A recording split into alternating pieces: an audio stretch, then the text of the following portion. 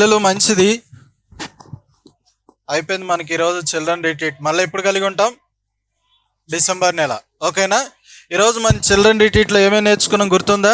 Morning సెషన్లో గిద్యోను గురించి నేర్చుకున్నాం. వినాలి. ఎవరి గురించి నేర్చుకున్నాం? ఇశ్రాయేల్ ప్రజలు తప్పు చేశారు, దేవునికి దోషులైపోయారు. ఆ కారణాన్ని బట్టి దేవుడు ఏం చేశాడు? వాళ్ళని శిక్షించాడు. బైబిల్లో ఒక మాట రాసుంది. అదేంటనంటే, ఏలయనగా పాపం వలన వచ్చు జీతము మరణం. అంటే ఏంటి? జీతం అనగా మానవుడు చేసిన పనులకు ప్రతిఫలం అన్నమాట.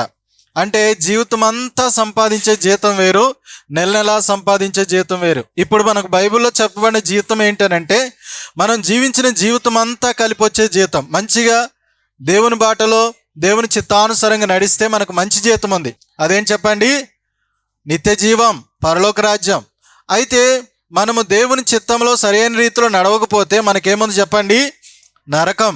దేవుడు దాని నుంచి తప్పించడానికి ఇష్టపడుచున్నాడు. అయితే ఇశ్రాయేల్ ప్రజలు దోషం చేసిన దాన్ని బట్టి, పాపం చేసిన దాన్ని బట్టి దేవుడు వారిని శిక్షించాడు. ఈరోజు కూడా మనం చూస్తున్నాం, దేవుడు మనతో ఉండాలంటే, దేవుని రాజ్యంలో మనం కూడా ఉండాలి అని అంటే, మనము తప్పు చేసిన వారంగా, దోషం చేసిన వారంగా ఉండకూడదు. అయితే బైబిల్లో ఒక మాట రాసుంది, నీతిమంతుడు లేడు, ఒక్కడునూ లేడు. కాబట్టి మరి మనుషులందరూ పాపం చేసినప్పుడు ఎట్లా? అయితే దాని కొరకు కూడా దేవుడు ఒక మార్గం ఏర్పాటు చేశాడు. బైబిల్ ఒక మాట రాస్తుంది, యేసు చెప్పాను, నేనే మార్గము, సత్యము, జీవము, నా ద్వారా తప్ప ఎవరును తండ్రి యొద్దకు చేరలేడు. కాబట్టి ప్రభువైన యేసు క్రీస్తు ద్వారా మనకు పరలోకం ఉంటూ ఉన్నది. ఆయన మన పాపముల కొరకు ఈ లోకంలోనికి వచ్చాడు, మన పాపముల కొరకు మరణించాడు, సమాధి చేయబడి తిరిగి లేచినాడు. బైబిల్లో రోమిలికి రాసిన పత్రిక 10వ అధ్యాయంలో ఈ రీతిగా రాస్తుంది.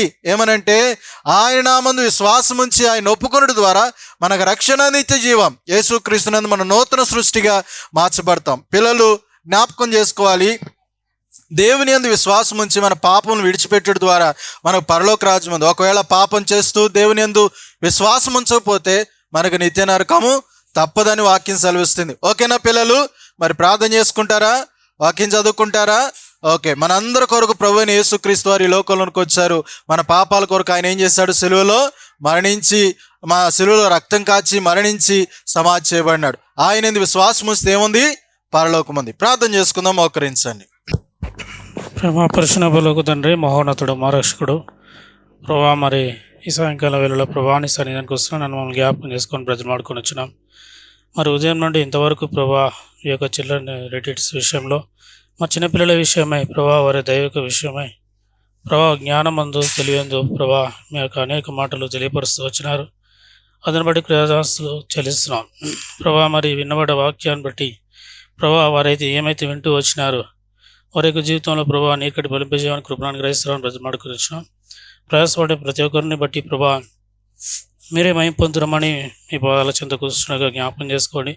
మా ప్రతి విజ్ఞాపనము, మా ప్రతి ప్రార్థన నిమిత్తమై ప్రభా అనేకులు ప్రభా రక్షింపబడి మహిమ పొందినట్టుగా ప్రభా అన్ని నిత్య రాజ్యానికి మరి నన్ను మమ్మల్ని జ్ఞాపకం చేసుకోమని అని వేళడైన సాయం కోరుకుంటూ ఉదయం కాలం నుండి సాయంత్రం వరకు మీరు మా పక్షం ఉండి ప్రభా మీరే మహిమ పొందు వచ్చిన మీ దాసు ద్వారా మరి ప్రభా తన సిస్టర్ ద్వారా ప్రభా నా తండ్రి మరి మీరే మహిమ పొందురమని అని వేళ మీ సాయం కోరుకుంటూ మా రక్షకుడైన యేసుక్రీస్తు నామములో ప్రార్థించి అడిగి వేడుకుంటున్నాం తండ్రి, ఆమేన్. రాజుల రాజైన ప్రభువైన యేసుక్రీస్తు వారికి, బేతేలు వాసి ప్రభువైన యేసుక్రీస్తు వారికి, బలో జిందా ఖుదావన్ యీసు మసీహ్ కి హల్లెలూయా.